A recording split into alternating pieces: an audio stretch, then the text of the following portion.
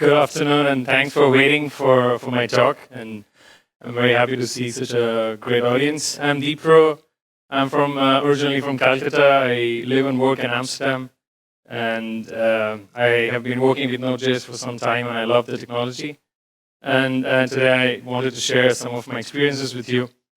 And I want to speak a bit theoretically today on how the internals work, because yeah, it has given me a career, and I would like to help others as well to make a career in this technology. Before we go heads into, we deep dive into it, I would like you to look at the slide and look at the name of the companies that actually use Node.js in production, because it's important that we let it sink in how important Node.js is in the internet scale applications landscape. Who is this talk for? So I always do this when I want to do a talk on something, because I want to set expectations straight away. So people who are trying to explore if Node.js is a solution for your business needs, this is an important talk. This might make or break for you. I would be as honest as possible about the limitations and the great things about Node.js. If you're a developer from another language and you're trying to make a switch into Node.js, this is probably a great start, and to take a step back, be a bit agnostic of the tech, and then analyze how and what Node.js can do for us. You already know JavaScript, you write a lot of front end, and you're part of a cross-functional team that builds an awesome product, and you want to do everything, because why not? Full stack. Or you are a Node.js developer, and you have read a lot of articles, like me, on the event loop, and it's really hard for us to really understand how it really works inside out. Or you're actually hiring Node.js developers, and you want to know how you can hire the best. So I would actually do what I just preached. Let's take a step back, and let's just look at software, what we really do here. And I always take this analogy that software is a living being, except it doesn't die. It just keeps living. It's immortal. And the fact that we are the life cycle of software, it's like our life, because we make mistakes all the time. And we have to learn from it all the time. We have to adapt to certain events. We have to adapt to changes. We have to respond well.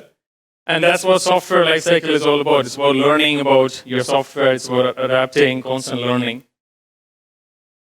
And since this talk title is about keeping your Node.js promise in production, let's understand what that means. If you want to ship software into production, and we want to keep shipping CI/CD, and we just go live all the time, what is it that we really need to keep in mind to be able to have good software in production, so that we don't see something blow in our face later on?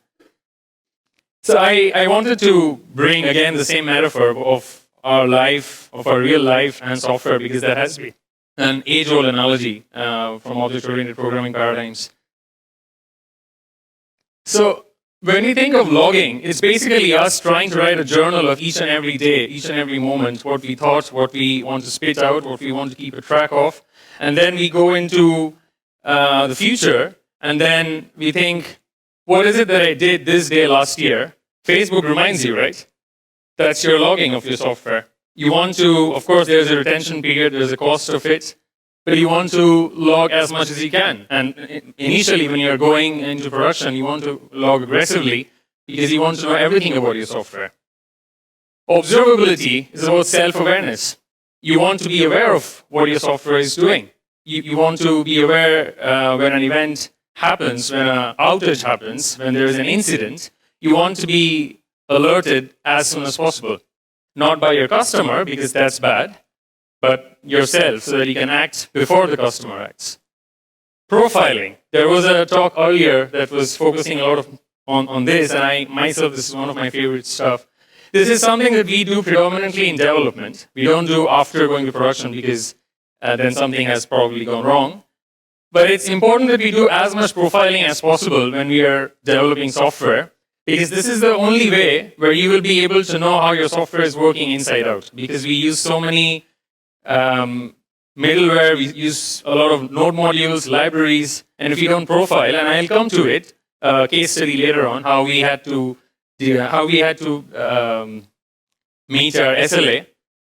Error handling, of course, I mean, that is life. You make mistakes, and then you have to make sure that you can do some kind of reactions to that mitigates it. You have benchmarking. Benchmarking is extremely important. It's like practicing all the time. An athlete practices every time to make sure that they meet a certain time limit. Security, yeah, of course. You learn boxing or kickboxing, and you try to defend yourself. I mean, if there is a attack, you need to know. And graceful shutdown. There are times when there will be attacks that are extremely unfair on you in your personal life. How do you react to that? You try to be as graceful as possible, because sometimes life is unfair, and so is software. And here are a list of my recommendations on each one of these aspects that I would like you to use in your production software. Bunyan, by far the best logging library. It has benchmarks. You can go and check on your search engines. You will know that. Observability, New Relic is one of the best observability tools built for instrumenting Node.js applications. Profiling, again, Node Clinic is something that I would come back in the end of this talk. It's just the winner. Error handling, of course, you have to use as many try-catch blocks, error codes, your custom error codes that your customer relationship management team will understand, so that when customers see the error code, they can call them up and they can know what to say to the customer. Benchmarking, autocannon, again, the same tool that was earlier talked about. Clinic and autocannon work very well together. But if you want to benchmark in your dev, in your sandbox servers or your staging servers, I would recommend using other tools like Artillery. It works really well as well. Security, there are a lot of nice blogs on SNCC. I don't know how to pronounce it. And of course, graceful shutdown, you need to listen to process events on that. Now, to very briefly sum it up, why and what is in the heart of the Node.js design philosophy, it's about asynchronous I/O and event-driven systems. And the reason why this philosophy existed is because I/O is hard. And most of the applications that we have at internet scale work with I/O, whether on the front end or on the back end. And that means that if we want to manage a lot of concurrent connections, because we do want to have a lot of customers watching us, then that means that we have to have a very intelligent system. Now, let's say multi-threading. We look at that. Multi-threading means that you are heavily dependent on the logical course of the system. Now, why is serverless and Node.js, they fit so well together, is because, and I'll come to the multi-threading part again later, because both of these tools have incredibly helped companies build applications at scale that are built for burst traffic, which means spiky traffic. So let's say a Black Friday sale and 100,000 customers come in all of a sudden, and then your systems have to be able to handle that load. If we go to the traditional data centers, it will break. That's why AWS gives us Lambdas. There are a lot of serverless compute resources that are built for that, and so is Node.js. And the design system is very simple. It's this event-driven paradigm where you have asynchronous I/O. Why is multi-threading so heavyweight, and why Node.js doesn't use it? Multi-threading is great if you want to use CPU-intensive tasks, and that's where Node.js is not the best choice. But if it's a CRUD application and you're doing I/O, and you want to use non-blocking I/O, you have a few options. You can do busy wait, or you can do readiness model. And Node.js, what it does really well is it delegates the task as soon as possible to the kernel.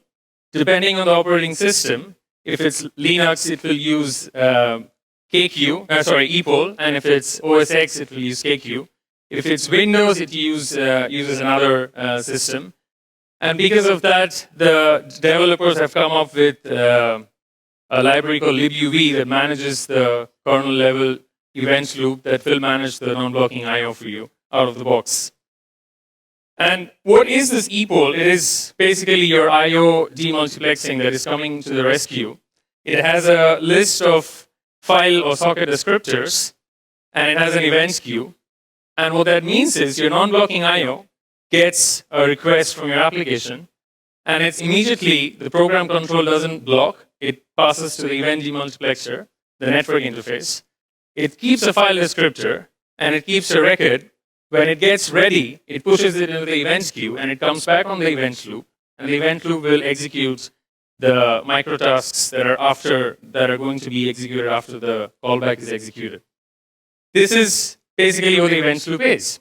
So the next time somebody asks you what the event loop itself is not a queue. Node.js does not, or Libuv does not have that. What it does have is that event loop is an orchestration tool. It basically takes requests and delegates it to the person that needs to handle that.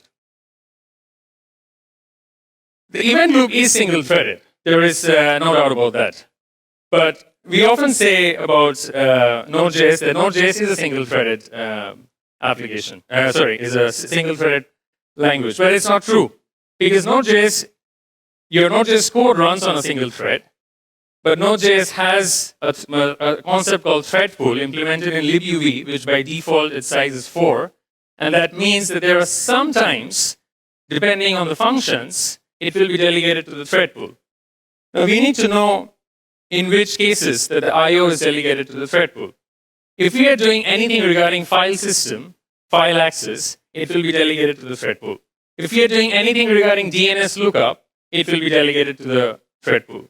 If we do anything regarding crypto, encryption, or compression like zlib, it will be delegated to the thread pool. And they share the same memory.